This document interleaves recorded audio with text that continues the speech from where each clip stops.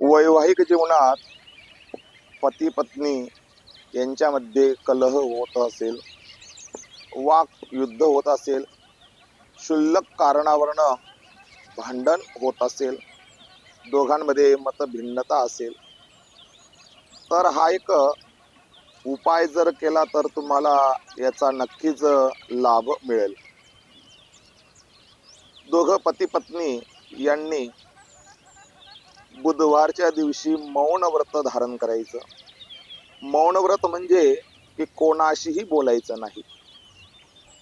तसेच बुधवारच्या दिवशी गणपती बाप्पा यांना गणेश मंदिरात जाऊन दुर्वा, बेलपत्र आणि शमीपत्र हे अर्पण करायचं.